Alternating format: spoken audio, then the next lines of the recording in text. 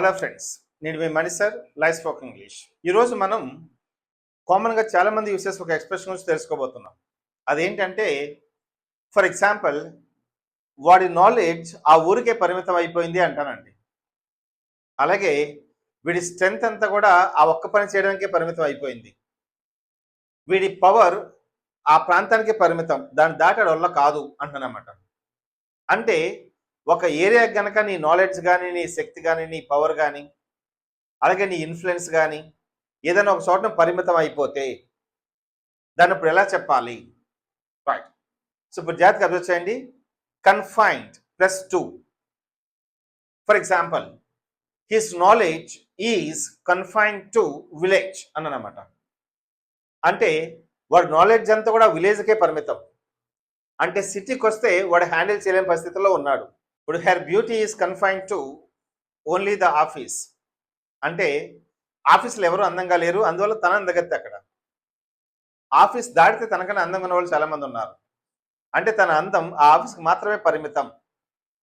ఇలా చెప్పాల్సి వస్తే సబ్జెక్ట్ ప్లస్ ఈజెమర్, ఆ తర్వాత కన్ఫైన్డ్, ఆ తర్వాత టు, ఆ టూ తర్వాత ఒక location or the place. So దీనికి మాత్రమే పరిమితం. For example, his power is confined to the city. City దాటితే అంత పవర్ఫుల్ కాదు. సో జాగ్రత్తగా అబ్జర్వ్ చేయండి. His influence is confined to only this street. అంటే ఆ వీధి దాటితే వాడు ఇన్ఫ్లుయెన్స్ చేయలేడు ఇక. అలా మనం ఒకదానికి పరిమితం అయిపోతే దాన్ని మనం కన్ఫైన్ అనే వర్డ్తో చెప్పొచ్చు. కాదు పక్కన 2 పెట్టి తర్వాత లొకేషన్ మెన్షన్ చేయాలి. కానీ ఇప్పుడు గనక ఒక వ్యక్తి వాడు బెడ్కి పరిమితం అయిపోయాడు అంటే ఆరోగ్యం దృష్ట్యా వాడి హెల్త్ బాగోకో, వాడు కాలో చెయ్యో ఇరిగో, లేదా పెరాలసిస్ వచ్చో వాడు బెడ్కి గనక పరిమితం అయిపోతే ఇప్పుడు వాడిని హీఈస్ బెడ్ రిడెన్ అనొచ్చు. హీ ఈజ్ బెడ్ రిడెన్ అని అనొచ్చు. లేదా now he's position is confined to bed అని కూడా అనొచ్చు. పరిమితం అవ్వడం. సో ఈ వర్డ్ మనం కన్ఫైన్ టు అనే వర్డ్తో చెప్పొచ్చు.